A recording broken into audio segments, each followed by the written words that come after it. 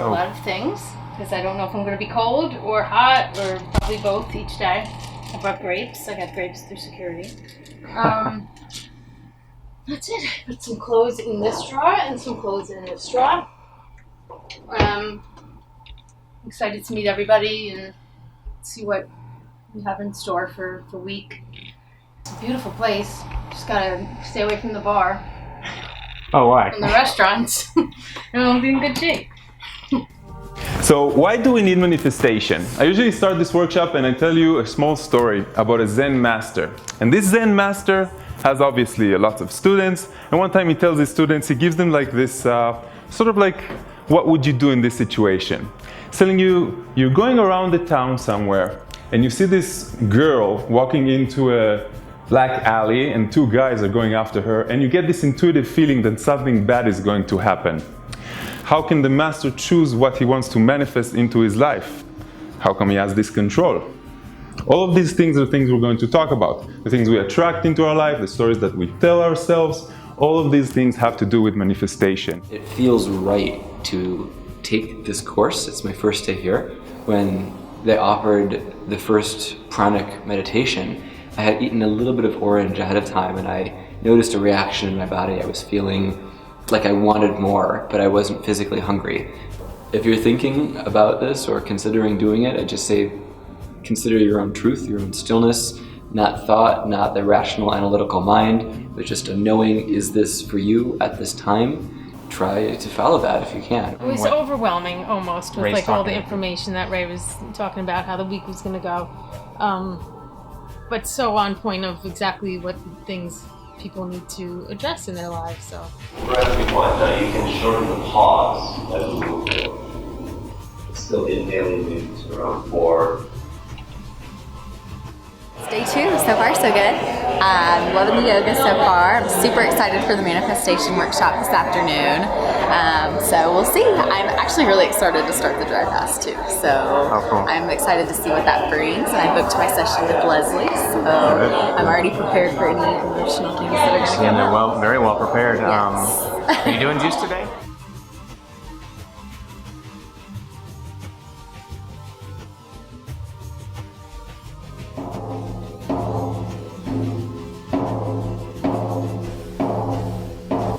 I feel hungry, it's in the stomach, it's in the weakness.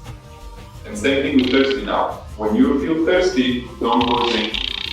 I want you to deprogram that sensation. To hold your actions, to hold on with your feeling, your emotions, come out to feeling. And from time to time, a thought will come. A judgment might come up. Let it be. Don't concentrate on judging yourself, judging.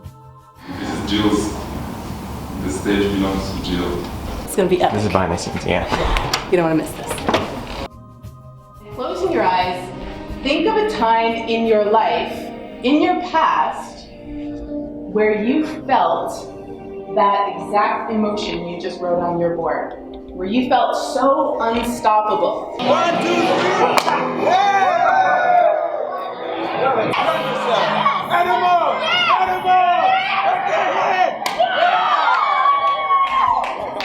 So right now I'm like super full of energy. Jill just held an awesome workshop. It was amazing, and we got to break boards, and it was really fun, and everybody's super high energy, just filled the room, and it was amazing. So I'm actually feeling even better than I felt when I woke up this morning. So yesterday we broke the dry fast.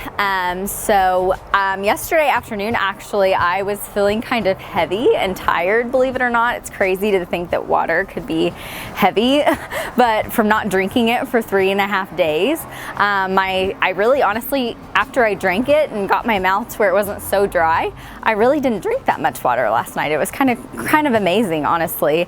My body didn't really want it or need it, it felt like. So that's awesome, because I can already feel the changes happening within my body.